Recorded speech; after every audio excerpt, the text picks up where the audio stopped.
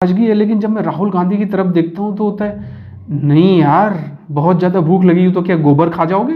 नमस्ते दोस्तों, स्वागत है आपका। पिछले लगभग 1 डेढ़ 2 साल में बीजेपी ने कांग्रेस को 2-3 ऐसे मौके दिए हैं जहां पे कांग्रेस बीजेपी को बिल्कुल से पछाड़ सकता था, उठा के पटक सकता था, लेकिन कांग्रेस ने डिसाइड किया कि वो नहीं करेंगे।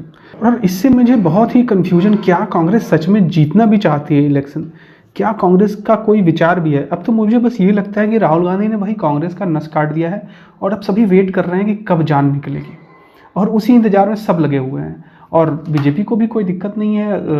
जब भाई अपोजिशन ही आपका गलत हो तो कैसे आप काम करेंगे?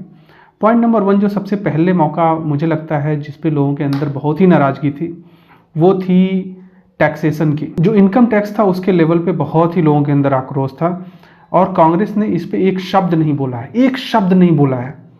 हालांकि बीजेपी जो भी हो, उन्होंने स्वयं ही उसको 12 लाख कर दिया बढ़ा के उसका लिमिट, लेकिन फिर भी कांग्रेस ने एक शब्द नहीं बोला, कभी नहीं बोला। इस मौके का उन्होंने फायदा ही नहीं उठाया कभी। उनको तो इस मौके पे सड़क पे निकलना चाहिए था यार कुछ, लेकिन नथिंग। बस वो अपने, पता नहीं राहुल गांधी पता नहीं किस दुनिया में रहते हैं भाई साहब। इन्होंने कसम खा रखा है कि नहीं, कांग्रेस को बर्बाद करने के बाद ही हम रुकेंगे। दूसरा पॉइंट ये था, जब E20 पेट्रोल वाली बात, जो कि अभी भी चल रही है, जो कि बीजेपी ने अभी भी वापस नहीं लिया है, E20 पेट्रोल पे बीजेपी का जो अपना ही वोटर था वो गुस्सा था। राहुल गांधी को चाहिए था कि इस मौके को लपक लें, पूरे विपक्ष को चाहिए था कि इस मौके पे तबाही मचा दें एकदम।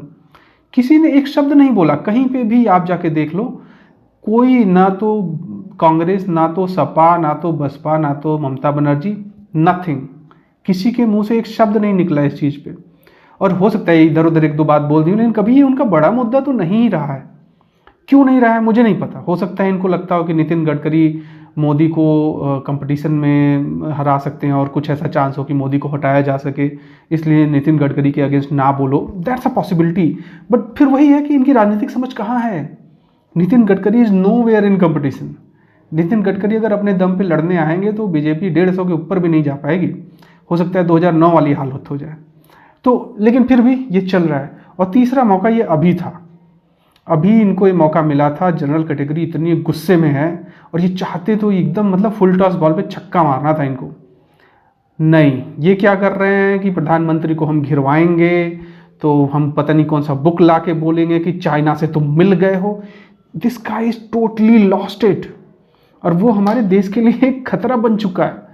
अब मुझे इतनी मोदी से नाराज़गी है, लेकिन जब मैं राहुल गांधी की तरफ देखता हूँ तो होता है नहीं यार, बहुत ज़्यादा भूख लगी हो तो क्या गोबर खा जाओगे। That's not going to happen. और यही हम लोगों की सबसे बड़ी प्रॉब्लम है। क्या किया जाए, कोई ऑप्शन ही नहीं है हमारे पास। अंदर से ही कुछ ऑप्शन निकले तो निकले।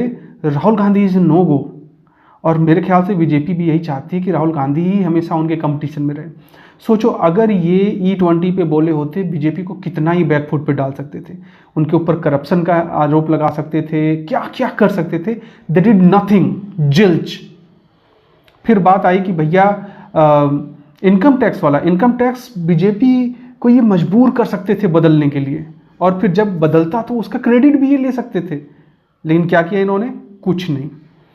और ये वाला भी, इस पे ये चाहते तो आके अखिलेश यादव, अगर कांग्रेस की नहीं, विपक्ष की बात पूरी ना करे, अखिलेश यादव ने अच्छा एक स्टैंड लिया कि भाई किसी के साथ कोई प्रॉब्लम नहीं, किसी के साथ भेदभाव नहीं होना चाहिए। और बेसिकली यही तो डिमांड है सबका कि भाई हाँ, किसी के साथ भेदभाव नहीं होना चाहिए। कोई ये नहीं बोल रहा है कि उसमें से किसी को निकाल दो। नो, सब चाहते हैं कि बस उसमें ऐड कर दो कि भाई जनरल कैटेगरी के बच्चों के साथ भी प्रॉब्लम हो तो उनको भी हक होना चाहिए कि वो कहीं कंप्लेन कर सके। दूसरा ये कि भाई अगर कोई गलत कंप्लेन करता है तो उसके अगेंस्ट बोल सके। That's it. और तो कोई डिमांड था नहीं। इस पे आप चाहते तो बहुत ही नुआंस्ड व्यू ले सकते थे, लेकिन मेरे ख्याल से नुआंस्ड और राहुल एक ही लाइन में रखना ही बेवकूफ़ी है। This guy is total waste. मतलब मुझे लगता था कि नहीं यार, कुछ तो दिमाग होगा इसके पास। मतलब लोग बोलते हैं ना कि यार खैर छोड़ो, उसमें नहीं जाते, क्यों किसी के माँ बाप पे जाना। बट यार देखो, प्रॉब्लम जानते हो क्या है कि this guy is living in a bubble. चारों तरफ इसके चापलूस है। जैसे कि वो हुआ था ना कि बात चली थी कि भैया जो बोल दें वही सही है, कि राजा नंगा है लेकिन कोई बोलने को तैयार नहीं है। मोदी के बारे में भी ये सच है, लेकिन राहुल गांधी बहुत ज़्यादा पीछे नहीं है।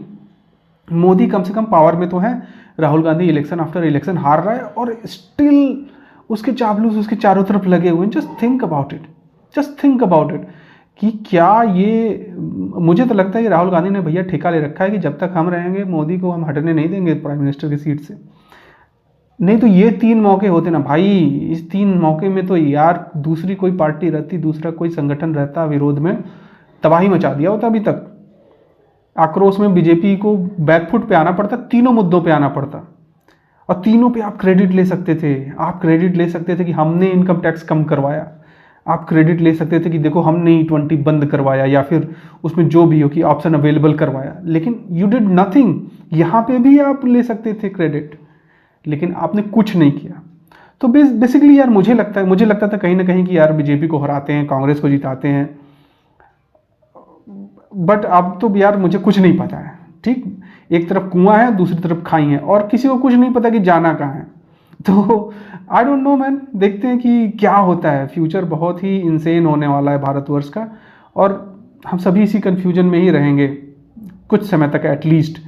या फिर मोदी को सेंटर से हटाया जाए किसी तरह से, योगी को लाया जाए, दैट कैन बी समथिंग। क्योंकि यार देखो, एक होता है पीटर्स प्रिंसिपल, ठीक है,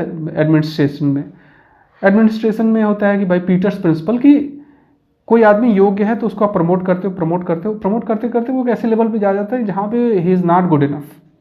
ठीक, और मेरे ख्याल से मोदी के साथ वो हो चुका है, he is not good enough. अब कोई ये बात मानने को तैयार नहीं है। खैर, ये वीडियो मोदी के बारे में नहीं है। Rahul Gandhi, what the hell is wrong with you. वो पीटर्स प्रिंसिपल राहुल गांधी पे भी लागू होता है, लेकिन ये बात है कि उसने कभी परफॉर्म भी नहीं किया है, उस आदमी ने कभी परफॉर्म नहीं किया। He is consistently losing and still he is in the driving seat. हाँ, भले खड़गे हैं उनके प्रेसिडेंट, पर सबको पता है कि कौन मालिक है। मतलब let there be no confusion about it, सब जानते हैं कि कौन है असली मालिक कांग्रेस का। और मतलब प्रियंका गांधी को ही ट्राई कर लो यार, let her do something, at least वो थोड़ी सी तो दिमाग वाली चीज़ें बोलती है। मुझे नहीं पता कि कांग्रेस में किसका प्लान था कि हम प्राइम मिनिस्टर को घिरवा देंगे, और क्या, what the hell is wrong with you guys man. आपको लगता है कि भारत में लोग आपको सपोर्ट करेंगे ये बकलोली करने पे? खैर, जब आपने भाई अपना नस काट ही लिया है तो ठीक है। अब तो बोलते हैं ना कि हम तो डूबेंगे ही सनम, तुमको भी ले डूबेंगे। तो या ख़त्म कहानी है।